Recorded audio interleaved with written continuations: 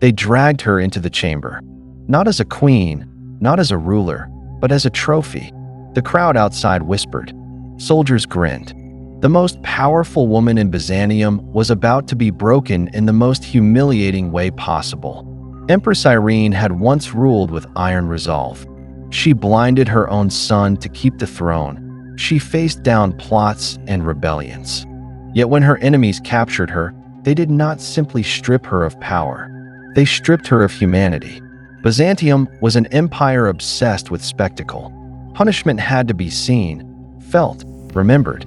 For Irene, her fate would not be exile or death alone. It would be degradation, her body turned into a weapon against her memory.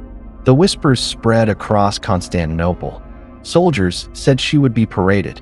Courtiers hinted at a violation staged not in shadows, but in full view of those who once bowed before her. A queen's rape as a message. No one was untouchable. Irene was brought forward, wrists bound, her jeweled robes torn from her shoulders. Her eyes, once cold with authority, stared blankly ahead. Around her, men jeered, their voices rising like a tide of cruelty. The spectacle was about to begin. They forced her down, the empress who had sat on the throne of Constantine. The sound of tearing silk filled the chamber. Hands pressed her to the ground. What followed was not silence. It was the roar of men reveling in her collapse. Every moment was designed to desecrate, to erase her majesty. She was not killed instantly. She was left alive to endure, to be remembered in shame. Powerless, defiled.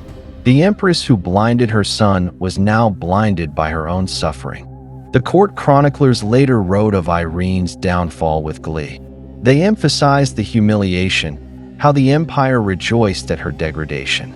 To them, this was justice, the punishment of a woman who dared to rule as a man. But outside the palaces, whispers carried another meaning.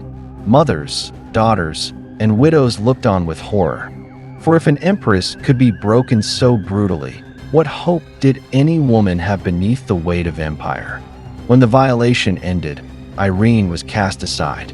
She was exiled to a remote island, left to wither away in silence.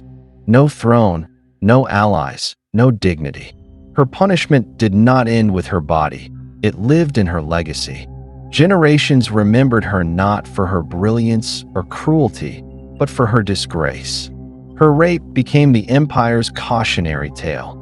Resist the men who control power, and you will be crushed in body and spirit. And yet, there is a darker truth. Irene was not alone. History is filled with queens, empresses, and noble women humiliated to prove a point, their bodies used to remind men that power must never pass to women. So we must ask, was Irene's punishment justice, or was it fear? Fear of a woman who refused to bend. Fear of a ruler who dared to claim the crown.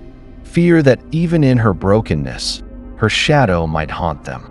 This is the forgotten fate of Empress Irene, the queen raped to humiliate an empire. What do you think?